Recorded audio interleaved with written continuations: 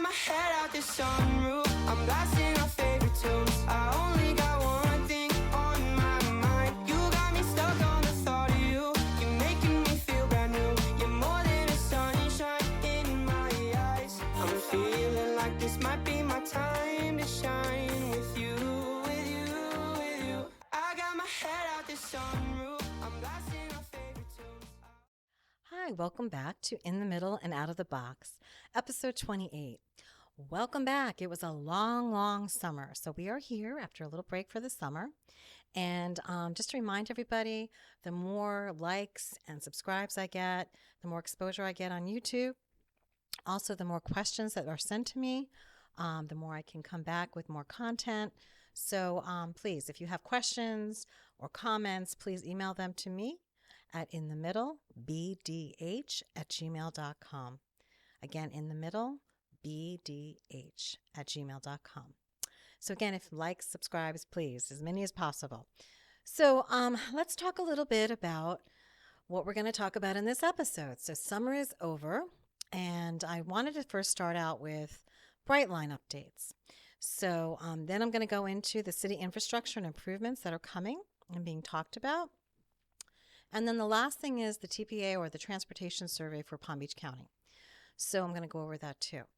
So with the city and improvements coming, the reason why this is a topic this week is we got a fantastic comment that was emailed to me from Danielle S. I'm not going to reveal the whole name, but she had a great comment and question for me. So I said, let's make this a podcast. So we'll get to that in a little bit, but I did want to say thank you again to Danielle for sending that. And this is our city infrastructure and improvements that are coming, and what Boca can do to update its infrastructure is basically it. So we'll get to that in a minute. But really, really interesting comment and question. Thank you, Danielle. I appreciate it.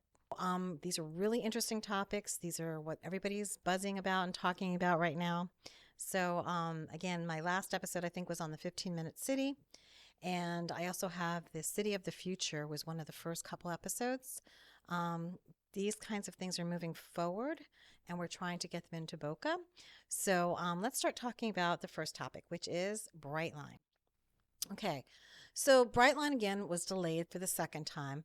So I just want to go back a little bit and talk about the Brightline Orlando station delays. There's a lot going on out there. There's a lot of conversations, and there's very specific reasons for each delay. So we're going to go through the first delay. So basically, I'm going to talk about the bridge. There's a bridge up in St. Lucie River, Stewart area that when Brightline first came to them and the Coast Guard and said, you know, there's this bridge, we're going to need it, we're going to use it. They're going to have lots of trains going up to Orlando. The original agreement was, yes, you can use it. You can obviously put it up when you come, and put it down and use it when you are coming through, and no problem. So Brightline went and spent millions of dollars because this was a very, very old bridge. It was not safe. The current line hadn't upgraded it or done any repairs to it in a very long time. So Brightline said, no problem. We'll take care of it. We're going to update it since we're sharing the railroad lines, and not a problem. So they went ahead and spent millions and millions of dollars. Okay, so the bridge now is almost ready. And now the problem is the schedule, right? So Brightline has a schedule what they want to follow to go up to Orlando from Miami, Boca, so forth. So the boaters in the area that need the bridge up at certain times, I guess in the morning when they go out, and in the afternoon and at night or whatever, had a problem with the schedule. So I guess they got some local politicians involved. Isn't that always fun? And then basically what happens is the Coast Guard, I guess they got the ear of the Coast Guard, and the Coast Guard came out and said, Brightline, you no longer have just, carte blanche over this bridge anymore. You're going to have to stick to a certain schedule, and you're going to have to let us know when you're coming. And we have to make sure that there's no boats that need it and that they're out of the way. And it was just like a nightmare for Brightline, because Brightline's like, this isn't going to work. We can't hold up the trains because we only have so many, and we've got to make sure they're coming back and forth at certain times. And most importantly this was not the original agreement that we discussed and agreed to. That's why we put millions of dollars into the bridge, was based on the original agreement that everybody signed and agreed to. So the Coast Guard said, well, sorry, we've decided to change that. And again, based with local politicians and some of the boat owners in the area. And so then everybody took a break and everybody said, stop. So then I guess there was heavy negotiations going on. And I guess, Brightline was pleading its case, which it had a right to do. And then the Coast Guard said, okay, well, we're going to have to compromise. We can't, give the boat owners everything they're looking for. Yes, we had an agreement. And yes, this is a business. It has to run. So they came back with a more palatable agreement temporarily for Brightline. So Brightline at least kind of won on that a little bit. They're going to be able to provide service that they were going to do before. There's just some extra steps they have to take as far as signaling and so forth. So Brightline, though, in the meantime, has put in, I guess, the permit or the requisition to Stewart that they want to replace the bridge now because they're not going to deal with this forever because this seems to be like it's going to be a bone of contention going forward. So Brightline has now put in the paper work for that. I think Stewart approved it, that they have the right to build their own bridge. And I guess the timeline is going to be like, I think 2 years or so. I mean, they get things done pretty quickly. The only caveat is that the fishermen in the area or the boat captains and so forth are to be involved in the design and implementation of the bridge to make sure that they feel it's satisfactory to them also. So I guess Brightline took that approval as is.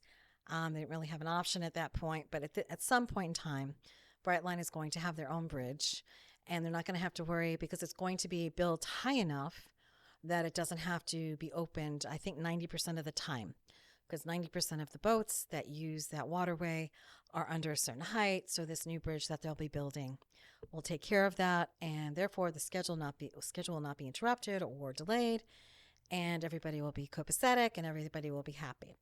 So Brightline, again, there was contention was that if this was going to be an issue to begin with, we wouldn't have put, millions of dollars into refurbishing this bridge that exists.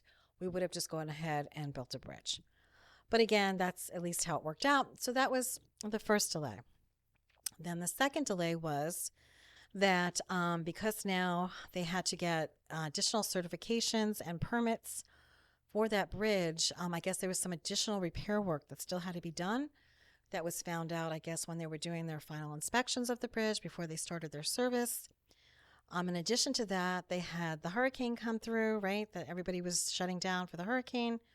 So that's why they delayed it another week to the September 21st, I think is the latest date. I'm hoping that by the end of September we'll be underway and Brightline will be able to get going. I know that locally that they've also started bringing in some new service. They have on the morning runs, they have a new breakfast, I guess you want to call it meal or basket or something they give you. And it includes like a sandwich or like a breakfast sandwich and things like that. So they're starting to up their game a little bit. I know for Orlando, they're also going to increase their food service too. And so they should be underway soon. So I just wanted to kind of clarify delay number one and what the reason behind that was. And then delay number two was because additional work that was found out and the hurricane came through, which stops everything. So I know that they are giving those people that had tickets from September 1st to September 21st not only a refund, but they're also giving them a free, for each ticket they have, premium ticket. So those people are going to get to experience premium class, and it's also going to be free because they also got a refund. So they definitely compensated those people for their inconvenience. Again, this is just kind of last minute things that really couldn't have been prevented. I think, in my opinion, Brightline had showed good faith, and everything was kind of turned around for them based on the original agreements and so forth. So going forward, they should be getting soon. So I just wanted to update everybody because that's really important. I know a lot of people are asking, and there's so much misinformation out there. So I just wanted to make sure everybody's set straight on that. Okay, so the question that was sent to me was, why does Boca have so many commercial vacancies? Feels like there are less restaurants now than 5 years ago, but yet we have more people living here now. Are we investing enough to update and revitalize the city? other than Brightline, it just doesn't feel like there's enough. And I was like, what a great question, because this is a really hot topic right now. I know myself and Amy Lang, who's on the bike and advisory board, have been meeting with all the commissioners or some of the commissioners and going over some of the stuff. I know some things were presented as far as designs and things like that at the last meeting. So this is really a big topic of conversation. So let's take it bit by bit, and I will answer your question. Okay, so let's talk about Palm Beach County, the summary of Palm Beach County office space performance, Q1 2023. So overall vacancies for Palm Beach County's office space market increased from 8.2 in Q4 of 2022 to 8.7 in Q1 2023. So we're increasing in vacancies. Vacancies in the Boca North submarket were the highest in all of Palm Beach County at 12.3, with both Boca Raton West and Boca Raton West Palm Beach CBD tied for the next highest at 10.5. Okay, so the Palm Lakes Lake Worth submarket saw the lowest vacancy rate at 1.8, right, which shows kind of like a really hot area. So that's why the lowest vacancy rate is in that area. So office space absorption went negative in Q1 of 2023 with negative 293,500 square feet absorbed. And the CBD, Boca Raton East, was the only submarket to post positive absorption at 4,635. So Boca Raton West negatively absorbed 105,639 square feet. Class A space accounted for 94,529 of that number. So basically what's happening is a couple things. So we're going to break this down. I just wanted to first give you the stats of where we are. This is the state of the state right now as far as vacancies. They are increasing, and especially in Boca. So Palm Beach County saw no new office product delivered to the market in Q1 2023. However, developers are adding approximately 50,000 square feet of new office space to the county's construction pipeline, bringing the total number of square feet under construction to just 1.041 million. The West Palm Beach CBD accounted for most of that new product, as it will receive 614,000 square feet. So again, West Palm is really just taking off, right? So we've got to figure out, well, what's West Palm doing differently than Boca? Why is all these companies and businesses going up to West Palm? Isn't it called the Wall Street of the South, right? All the investment firms and things like that. So let's take a look at that. Before we do, let's do the market forecast. So the forecast is, with financial strains continuing throughout and beyond the initial 3 months of 2023, a division is escalating across southern Florida as occupants pursue superior, adaptable space alternatives with favorable stipulations. The contrast between building quality will intensify. So, we're talking about Class A, Class B, Class C, okay? Expect many enterprises to downsize their space, with larger tenants trimming their area by approximately 20 to 50%. So again, this is the forecast. So where they're looking for adaptable space with alternatives and favorable stipulations. And the large corporations and companies are also downsizing their areas from 20 to 50%. So let's go through the reasons. So let's talk about generally, right? This isn't a Boca specific. Let's just talk about generally. So in general, remote and hybrid work, okay, is changing work habits, right? And we all read about, yes, they have to come, some people have to come back to the office and some companies are requiring them, but there's still a lot that aren't.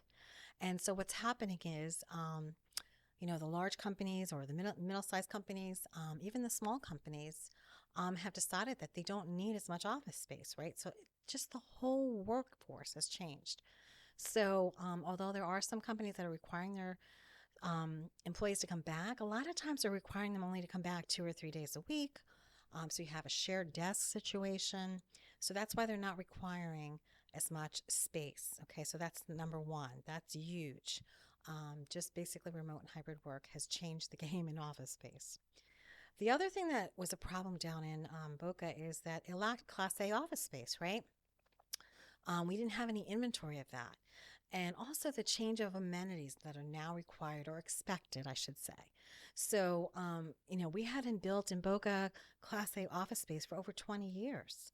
So, up in West Palm, and a lot of it's new construction, right? So they're building all these Class A office buildings with all these amenities and so forth, and flexible spaces, and so that's more interesting to people coming down here. So I just wanted to take a moment to talk about Boca Raton specifically, which is what the question was asking. But I thought it was important to kind of go over broadly first the general reasons, what the outlook are, the forecasts, and so forth. Okay, so let's get back to Boca Raton. So some of the conversation that I understand is happening is that when businesses are interested in coming to Boca, there's a lot of things they're looking for. And we're being told constantly from these companies that are interested or coming out to look at us too when they come down to look at us in West Palm and Miami. They're saying we need these things. Okay, so the problem is we're not doing anything about these things. We keep saying, oh yeah, but, or yeah, maybe in the future we'll have that, but the companies are looking for it now. So basically, what's going to happen is Boca Raton really needs to have a paradigm shift, right? It needs to occur in Boca, and it's not just building more office space. It's not just like that. It's not like it was 20, 30 years ago. You build it and they will come.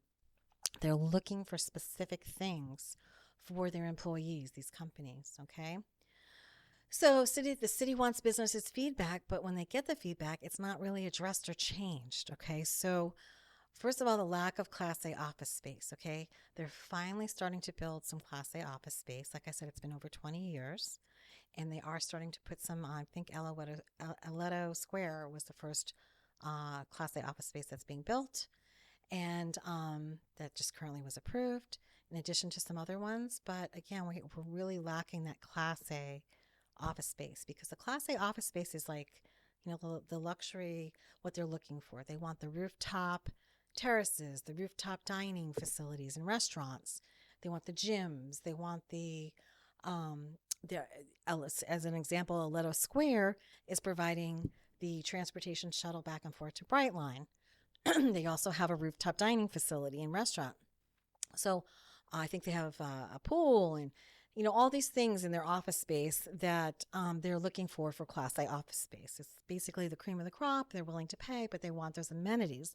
The amenities, like we went back in the forecast, the amenities and the flexible spaces, those are so important. So the next thing that the companies keep telling us down here in Boca is they want affordable housing, right? So they keep coming down and saying, well, we'd like to come to Boca, but where are my employees going to live? And we haven't addressed that. We've kind of not really handled that at all. So, and that's a problem. And honestly, I'm a pretty good expert in affordable housing at this point, or workforce housing. And workforce housing is not, there's a misconception about what workforce housing is. Okay, workforce housing is for your nurses, your firemen, your police officers, your teachers.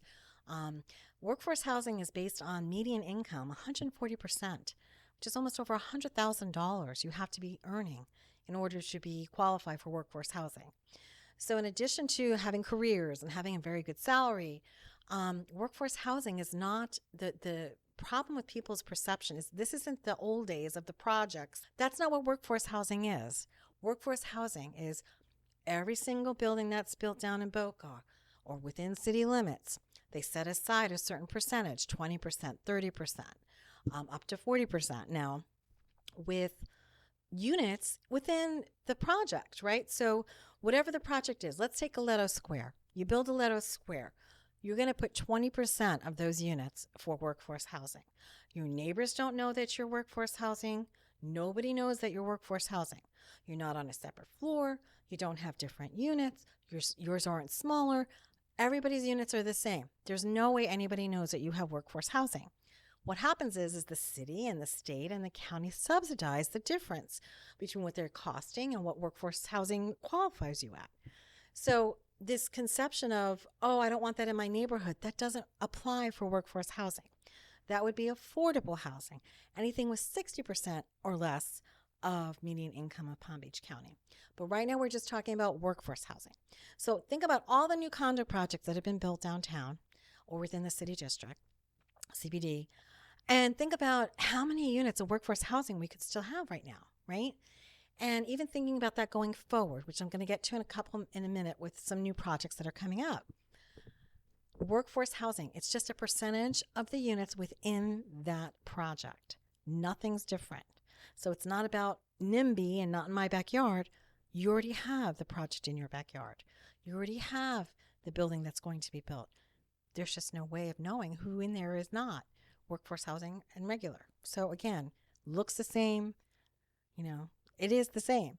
But what it does is it gives the opportunity of the community service people that work in the community, like I said, the firemen, the police officers, the teachers, and so forth, to be able to live in the community that they work, which is so important. So again, think about that. So the businesses are saying, what are you doing about workforce housing? Where are my employees going to be living? We don't have workforce housing. We don't have affordable housing. Okay, lack of connectivity between neighborhoods. Okay, we have this as, a big problem. We go all the way out to Military-ish, and a lot of our communities are not connected. We have very poor bikeability, walkability. We don't have safe streets. We don't really have Vision Zero yet. We don't have some place that people feel safe to get on their bike, to walk. Even, we don't even have an intra-city transportation system downtown or even within the city limits. We don't have a freebie or a circuit to be able to call up and take you down to work or come back or whatever. We only have it from Brightline right now that Brightline's providing. So the city needs to have an intra-city transportation system, a really good one. So you're only waiting 5 minutes to get something to come pick you up or to bring you home. So again, all this money's got to be invested in the infrastructure. And this is what the companies are telling Boca, what we need to come down to your city. West Palm Beach has affordable housing. They have units that are within the developments that are in the projects of condominiums and everything else that they've built. They've set aside a certain percentage towards workforce housing. West Palm Beach also has Class A office space. They're building that. West Palm Beach has an intra-city transportation system. They're already working with Circuit. They're already working with freebies for intra-city transportation, not just from Brightline, within the city itself also. Another thing the companies want is community space, right? So if you think of West Palm Beach, you have the downtown, where it's very walkable. You have all the stores and the restaurants and everything else. But then you also kind of come down into that huge green area where you're, by the water right there, where they usually have the green market, and they have some concerts, and they have Sandy, the Christmas tree made out of sand. They have community spaces. So they're looking for more community spaces, okay? We have, Meisner Park, and we have obviously some parks, but as far as just community spaces they're looking for. They're also seeing that a lot of their employees, bike. A lot of their employees use electric scooters. A lot of them use electric bikes. A lot of them walk. They want safer streets. They want safer streets for their employees. Remember, this is, generational. So now these employees are looking for those things. In addition to, West Palm Beach also is doing EV technology requirements on their condominiums, right? That I think it was mentioned in one of my prior episodes that some of the newer buildings are requiring all the spots to be at least wired for EV chargers, not just 10% or 5% or whatever, just everything. If they use it, great. If they don't, but it's there, right? So chargers. I mean, we went through this before. I think when I was on one of my earlier episodes, Delray, I think, had 15 chargers, and I think Boca had, I want to say 100 chargers citywide available, something like that. So we need to increase that. So looking at all the things that these cities are saying, these businesses are saying, we'd love to come to Boca. Do you have this, this, and this, and this? And, the first time, second time, third time. But it comes to a point where we've got to start making change. So, I look at it like, why not Boca be the leader, right? In a smart city? Why don't we lead this effort and really make this city a smart city, right? And make it so that it's a place that these companies and everybody wants to be. The traffic, everything is so much better because all of these things have happened that I just went through, and it's making the city smarter, safer, less traffic, getting more cars off the road. rather than a follower, right? So instead of being a follower, we know West Palm is light years ahead of us right now as far as their city and their infrastructure. Well, let's be a leader. So I had gotten something recently from the TPA about Vision 2050. So they're surveying everybody and sending this out, asking people, what do you guys want in long range vision for your local transportation system? So your long range transportation system, 25 years and out. We don't have 25 years and out to wait, right? There's lots of cities that are doing lots of great things right now, and we should be doing that. This is the design I submitted. Now, we just are building this park in the old Ocean Breeze in Boca Chica. So the park department comes, Boca Parks, and they present their plan for the park, which is beautiful and nice and everything, very nice. And there's no way to get to it. So I think Councilmember Wigder said, well, you know, a park isn't an island on itself. Obviously, we want people bicycle riding and walking and, you know, scootering or using a freebie, you know, a golf cart type system to get there, right? So these are all electric or whatever. And Boca's response, the city staff response was, well, we didn't really think about, you know, doing anything to the streets around the park. We just are working on the park. Well, again, it's not an island, right? So we're trying to move forward. So we have the space on 2nd Avenue, and this is actually a design on 2nd Avenue, which we have not only a wide, safe walkway, we have bicycle riding, and we even have a little lane for a freebie or circuit type vehicle. This road was made actually for 4 lanes, so that fits very nicely there. And why not do it as a pilot program? Show people how great it could be. And especially because it's surrounding a park. If this was all around on Jeffrey, on 2nd, this is great. It gets people to the park. They don't have to take their cars to the park. Only idea of going to the park is getting walk, getting exercise, being outside, whatever. So let's make sure that we can get there safely, right? So this is one of the designs I made. And then this is one down in Miami that was very similar. It was going around a golf course that they were transitioning, and you see there's a street there, 1 lane each way, I think, or no, I'm sorry, there's a divider there for 2 lanes each way. They also had a 2-lane bicycle street, their path, and a walkway. So again, you know, there's several different renditions of what you can do, but this actually is Boca Chica's picture and design that I submitted.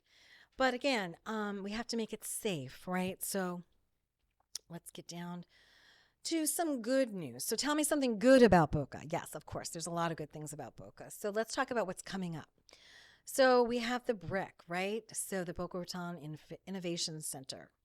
They're looking to change that and zone it differently. So it's allowing for mixed use, residential, I think also some restaurant space or stores. And they're also going to make that, they're going to have their transportation. They're actually going to provide transportation from the BRIC to, I think, downtown. So it's going to become eventually a transportation hub.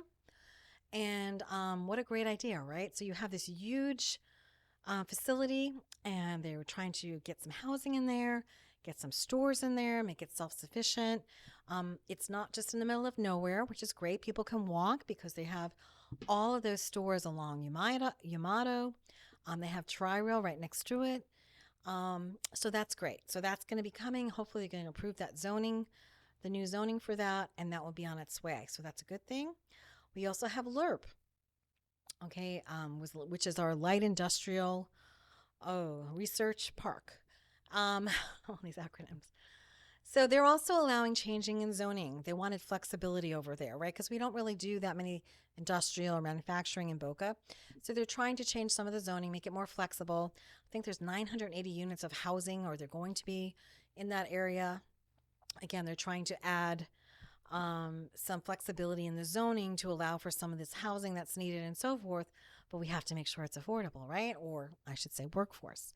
The other thing is, I think LIRP is also going to have its own transportation to the city, to downtown, based on what I heard. So that's, again, another thing, another transportation hub, right? So, again, it's going to be self-sufficient. It's going to have shopping around it. It's going to have Tri-Rail right over there. It's going to have a transportation system. Then we have the next thing, the Office Depot headquarters that's on Military. They're going to, PEB Enterprises just purchased that. They're going to try to make that a new Meisner Park, right? So they're going to actually have retail stores, restaurants on the first floor, and then they're going to, have it's a long, narrow strip kind of walkway, kind of like Meisner Park is. And then they're also going to add some housing. So they're going to try to add some housing to that. So that's going to be coming up for approval, and kind of a mixed use, again, facility, just kind of like Meisner Park downtown, residential on top, offices, and then, stores, restaurants, and so forth. So that's hopefully going to have another transportation hub. We're going to be also, like I said, we're continuing to now start building some Class A office space that is in demand. And again, I gave Alouetto Square as the example of what a Class A is. So you have an understanding what that is if you don't know. And so those are good things, right? So, but we just got to make sure that we work on that other list that I went through of what they keep telling us they need. So that's really important. Again, we can't just keep building and expect them to come if we're not giving them what they want. And some of these are really important. Obviously, housing is probably one of the most important things. So another part of Danielle's question was, what's going on with the restaurants, right? So we can look at this also the same way in general, right? So restaurants in general have had problems with staffing, shortages, poor pay, again, a shift in paradigm. Higher pay was required to get people to work these restaurant jobs and service jobs. And that's kind of been slow on the uptick also. In addition to that, the restaurants themselves in the high rent areas, obviously they're very high rent in the prime areas, and they have to obviously be able to draw in enough people. And the other thing is cost of food inflation, right? So everybody's costs have gone up, and even just to go out for just a moderate, simple dinner is very expensive. And I think people have cut back quite a bit on that. Again, this is in general, not regarding just Boca. So, comes a point where, the cost to go out to dinner, there's only a certain amount that the market will tolerate. So again, it's kind of probably at that point or very close to, as far as what people will tolerate. So again, all of those things have affected the restaurant industry in general. However, again, there is some good news coming that, we have the town center restaurant row that's being built. There are several new restaurants that are coming in there for the mall itself, rather than just, the food court and a couple other odd restaurants there. So you have the restaurant row coming in. Meisner has a couple new restaurants that they just opened, and I think there's one other one coming. But honestly, as far as Boca, what's needed is we need some Michelin star level restaurants here. When I was looking at what other cities in Florida have Michelin star restaurants, I noticed that Tampa has Michelin star restaurants. I noticed Orlando has Michelin star restaurants. And I think Miami just got its first. And I'm like, well, why don't we have any Michelin star restaurants? I mean, we have, this is a very affluent area, very expensive to live here. We have a lot of restaurants. So we need to somehow pull in some top-notch Michelin star restaurants. And I think that will, again, create interest and, get the restaurant industry going again. But again, you have to make it attractive for these companies to come in and these restaurants to come in. So, again, I hope I answered your question, Danielle. Kind of went through everything there. You got such a long answer here. I hope everybody else kind of got some information from all of that too. And that's why, these questions are so important. And thanks again. Okay, so I'm going to keep moving on. So I am moving into science and technology. And the first video I'm going to show you is a new material that just came out. It's called Cast 21. It's a waterproof alternative to casts and braces for broken bones. So I remember as a child, my sister had a broken bone, and they put a fiberglass cast on her so she could still go swimming because we had a pool and so forth. And things have come up a lot, updated since then. So I thought I saw this. It was interesting. I know everybody down here goes in the water and the ocean and the pools, whatever. So I wanted to make sure everybody saw this. It's a new material. They're using it. It's effective. And so take a look.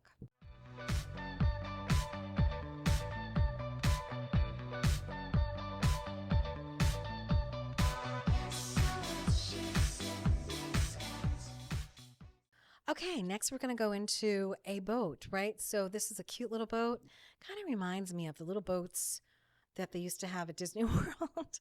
So, but what's nice about this is they come up off the water, so you're not getting that constant chop and bounce and so forth. And it's so smooth, right? So this is new. These are becoming much more popular. Now they're down into this size, so they're more affordable.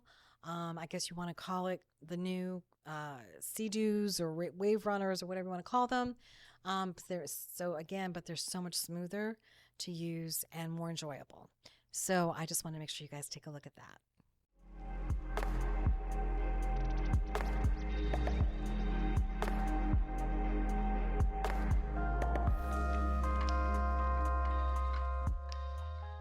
Okay, so this one is really neat. These are 3D windows in a stores and storefront windows in Paris. And again, so innovative. I mean, my podcast is about thinking outside the box, right? So again, we're coming so far with technology.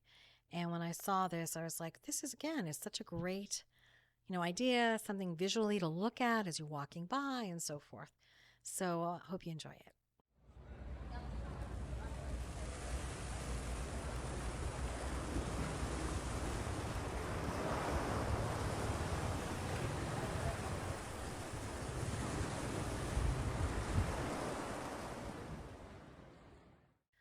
Okay, and then for all my car fans, I always try to throw one car in at least.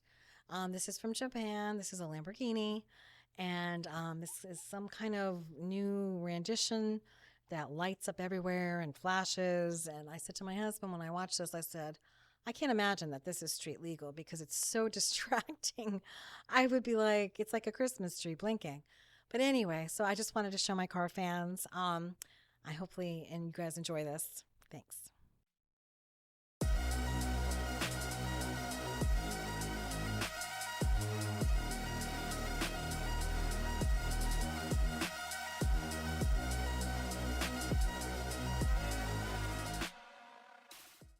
Okay, getting into, again, science and technology. This is in Abu Dhabi.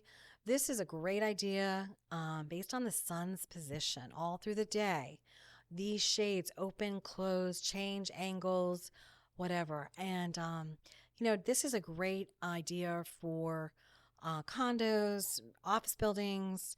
As the sun is going to continue and the heat is going to continue to get worse and worse and worse and worse. So us in South Florida better start adapting instead of just standing back and saying, yeah, it's getting worse. I don't know what to do about that. Let's start innovating, right? Let's start using our out of the box thinking here. This company or this country is using this and it looks fantastic. So take a look, see what you think. Did you know that in the extreme climate of Abu Dhabi, there are 2 towers that can automatically adjust their facade based on the sun's position?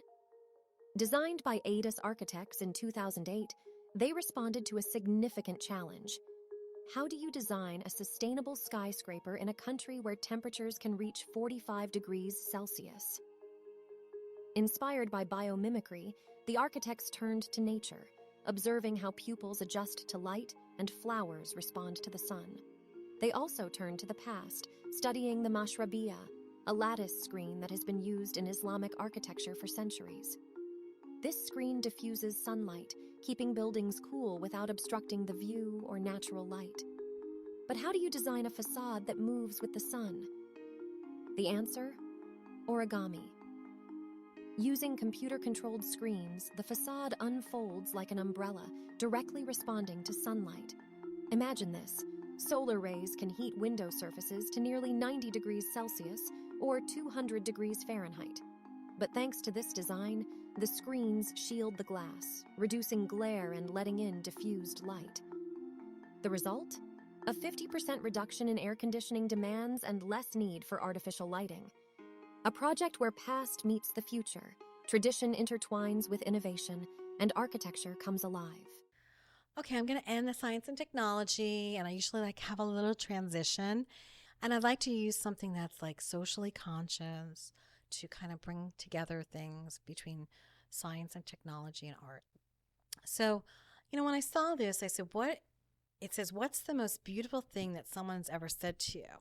And people walk by and they put little slips of paper in this little fishbowl or whatever. And they only read one in this little clip. But, I thought to myself, we always hear such negative things about everything and about people and about ourselves and about whatever. And I was like, wouldn't it be nice just to think about, wow, when's the last time somebody said something really nice to me, or somebody said something to me that made such a, nice impression upon me that I remembered it for my life. And I was like, it was just so nice to watch somebody do this, and they read one. It was so nice. And, if you really stop and think to yourself, what's the most beautiful thing that someone's ever said to you? I think we're just so burnt out at this point. It probably would be kind of hard for somebody to, some people to come up with some things. So I just kind of wanted to kind of just break the perspective for a second and just kind of think about that. And that's all. So I just wanted to show this to you.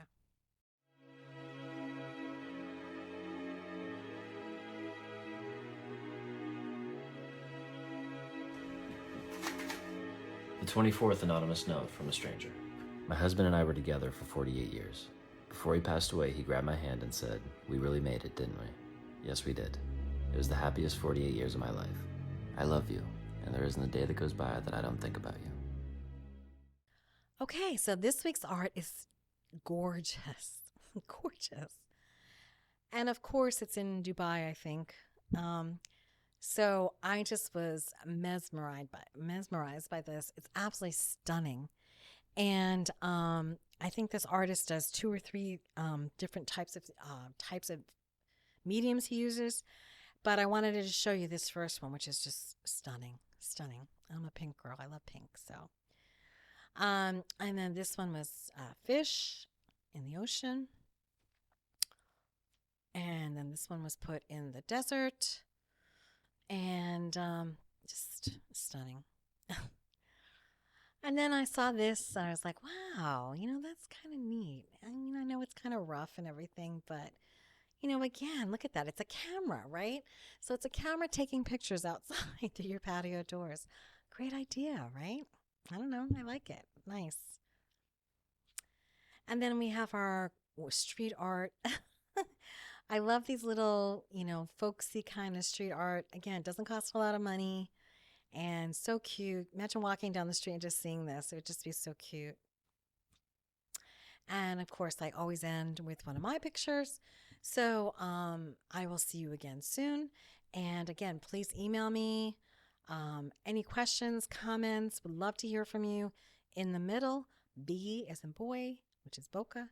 D Del Rey, H Highland Beach, in the middle, bdh@gmail.com. Again, like, subscribe. I noticed over the 2 months or so that we were off for the summer that a lot of subscribers left. I had like almost 600 subscribers. So please share this with people you know. Send it, share it. I'm going to try to post a lot on Facebook again. And please let us get back up to at least our numbers and we keep growing. So I appreciate you watching and have a great week.